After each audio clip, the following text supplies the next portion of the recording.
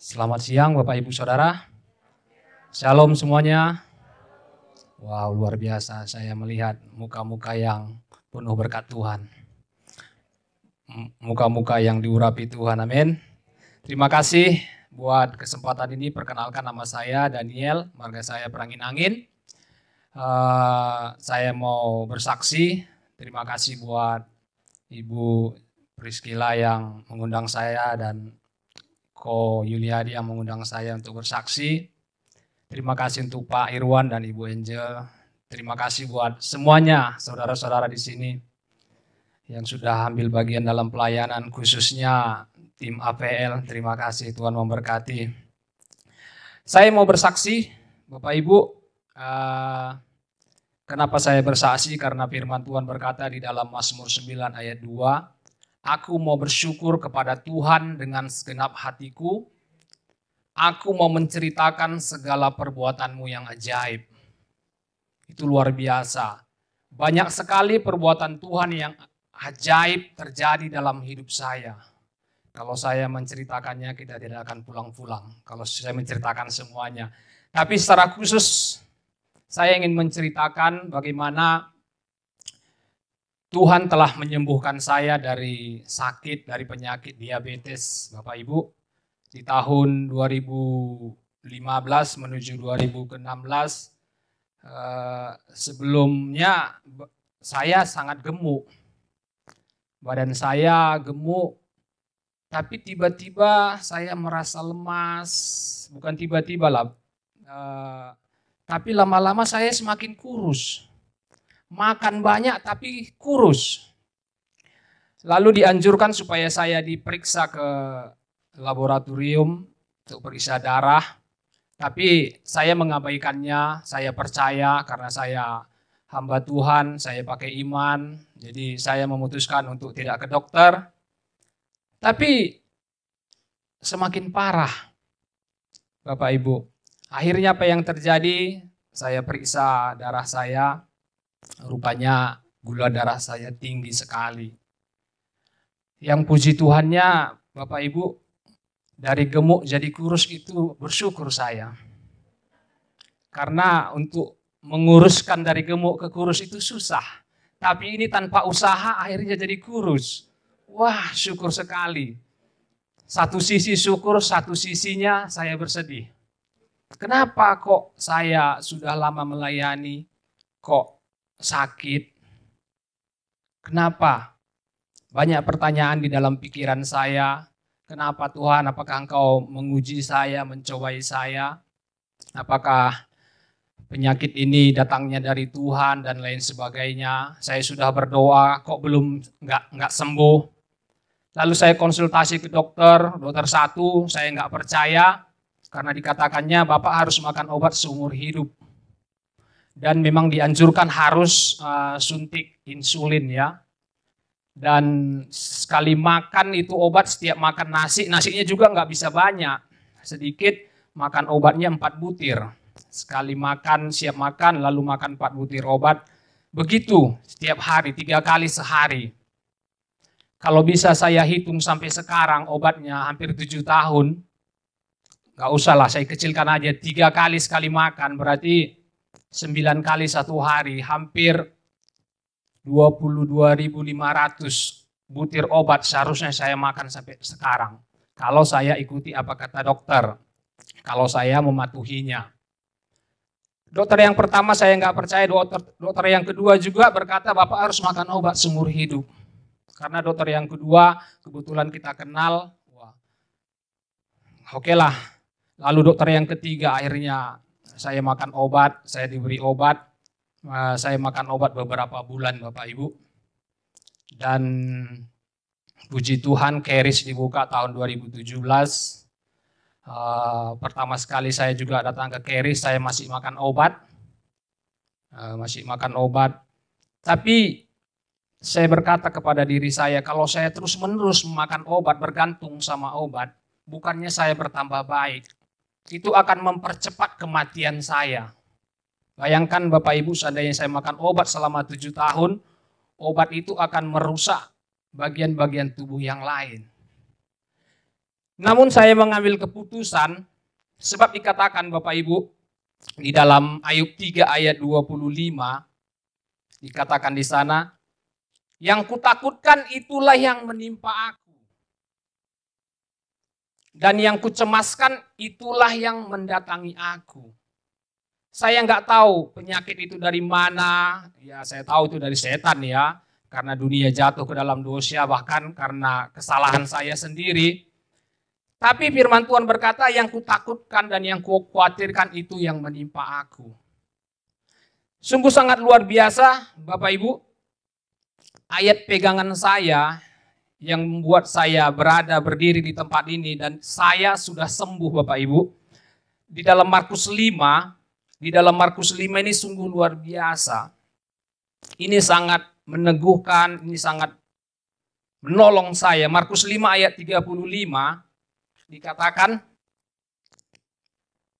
ini tentang Yairus, kepala rumah ibadah, datang kepada Yesus dan berkata, Guru, datanglah, anakku sakit dan hampir mati. Tapi sebenarnya di dalam Matius 9 ayat 18 dikatakan di sana dia datanglah guru, anakku baru saja meninggal. Tapi di kitab yang lain dikatakan anakku sakit dan hampir mati. Ayat yang paling luar biasa di ayat 35, Markus 5 ayat 35 dikatakan begini. Ketika Yesus masih berbicara, datanglah orang dari keluarga kepala rumah ibadat itu dan berkata, anakmu sudah mati, apa perlunya lagi engkau menyusah-nyusahkan guru? Ayat 36, tetapi Yesus tidak menghiraukan perkataan mereka dan berkata kepada kepala rumah ibadat, jangan takut, percaya saja. Ini luar biasa Bapak Ibu. Dikatakan tetapi Yesus tidak menghiraukan perkataan mereka dan berkata kepada kepala rumah ibadat itu, jangan takut, percaya saja. Ini yang saya lakukan, saya tidak memberi nilai, tidak menghiraukan apa kata tubuh saya. Karena Bapak Ibu, saat saya tidak makan obat, waktu saya makan, lalu saya tidak minum obat, tubuh saya terasa sakit, lemas, dan lain sebagainya. Namun saya mengambil keputusan melalui firman Tuhan ini, saya harus tiba di satu titik, saya tidak menghiraukan apa kata tubuh saya. Saya tidak menghiraukan apa kata orang, apa kata dokter. Kata dokter itu benar, tapi itu tidak berakhir di situ saja. Yang kebenarannya adalah firman Tuhan. Jadi Bapak Ibu, kalau saya khawatir menghiraukan apa kata orang, apa kata situasi, maka ketakutan yang timbul. Firman Tuhan tadi berkata, apa yang saya takutkan itu yang jadi pada saya. Tapi saat saya fokus kepada Tuhan yang berkata, jangan takut, akulah kesembuhanmu, aku telah menanggung segala penyakitmu di kayu salib 2000 tahun yang lalu. Saya tidak menjadi takut lagi. Dan kesembuhan terjadi Bapak Ibu. Saya mau katakan sebenarnya tentang kesembuhan saya dari diabetes nggak banyak yang tahu, hanya saya berkata kepada Ko Yuliadi sekitar 3-4 tahun yang lalu ya. 4 tahun yang lalu saya hanya bercerita bahwasanya saya sembuh, dan saat itu saya sembuh sekitar beberapa tahun. Dan itu sangat luar biasa, saya mengabaikan. Saya berkata begini, firman Tuhan berkata di dalam Amsal 23 ayat 7, sebagaimana kamu berpikir di dalam hatimu, demikianlah dirimu. Peperangan rohani itu di dalam pikiran. Saya hanya perlu menyelaraskan pikiran saya sesuai dengan firman Tuhan, janji Tuhan tentang kesembuhan. Bahwasanya kesembuhan adalah bagian dari penebusan. Sama seperti saya menerima keselamatan dengan percaya dalam hati, mengaku dengan mulut, demikian saya menerima kesembuhan, percaya dalam hati dan mengaku dengan mulut saya. Jadi saya memutuskan, Bapak Ibu, untuk tidak makan obat. Sampai detik ini saya tidak makan obat Bapak Ibu. Seperti yang saya katakan, kalau Dulu kalau saya nggak makan obat Bapak Ibu, badan saya sakit sekali, kepala saya sakit, susah konsentrasi, tapi luar biasa. Saya berkata bukan salah makan obat, bukan salah ke dokter, tapi saya tidak mau bergantung kepada obat. Saya mau bergantung kepada Tuhan yang telah menyembuhkan saya. Dia telah menyembuhkan saya 2000 tahun yang lalu. Makanya dikatakan di dalam Roma 8 ayat 32, Yesus saja telah diberikan. Bagaimanakah dia tidak memberikan segala sesuatu bersama-sama dengan Yesus? Di dalam Yesus dia telah memberikan keselamatan, kesembuhan, dan hidup berkelimpahan di dalam hidup saya.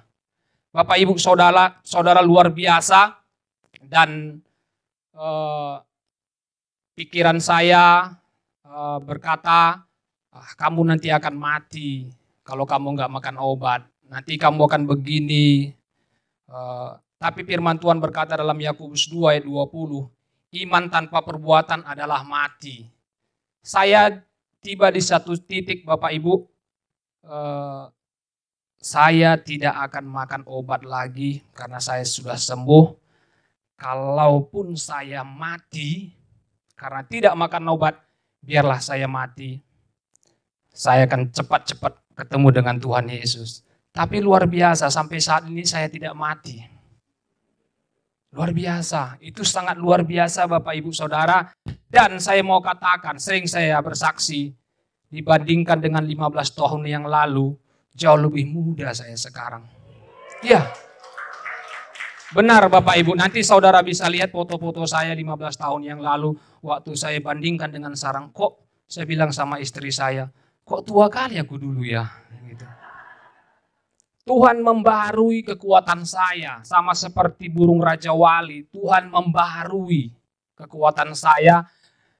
Itulah luar biasanya Bapak Ibu Saudara kekasih. Dan puji Tuhan di keris saya dibaharui pikiran saya hari lepas hari. Saya mengetahui janji-janji Tuhan dalam hidup saya. Saya membaharui pikiran saya seturut dengan firman Tuhan. Baik Bapak Ibu Saudara, yang terakhir ada saya tulis di sini. Fokus pada salib di mana Yesus telah membayar dosa saya dan yang menanggung sakit saya, sama seperti orang Israel. Waktu di padang gurun banyak orang Israel dipagut ular. Lalu Musa Tuhan suruh memancangkan di bukit tiang tembaga. Apapun kesalahan, apapun dosa orang itu, berapapun ular yang mematoknya, yang memagutnya, saat dia tidak fokus kepada sakitnya, saat dia tidak fokus kepada ular, masalahnya, waktu dia fokus kepada ular tembaga, apapun penyakitnya sembuh. Demikian sekarang saya, apapun persoalan saya, kankerkah itu, diabetes yang kata dokter tidak mungkin sembuh, di hadapan Tuhan sembuh. Saya telah sembuh, bukan akan sembuh, saya sudah sembuh Bapak Ibu Saudara. Luar biasa, jadi apapun masalah saya memandang kepada salib. Bahwasanya di salib Tuhan telah memakukan dosa dan penyakit saya. Itulah sebabnya Bapak Ibu Saudara saya berada di sini. Saya sehat, saya kuat, saya menyelesaikan, saya adalah murid keris tahun pertama. Sudah hampir 6 tahun saya di keris, luar biasa pertolongan Tuhan. Terima kasih Bapak Ibu Saudara kasih, saya percaya saudara diberkati, Tuhan Yesus memberkati.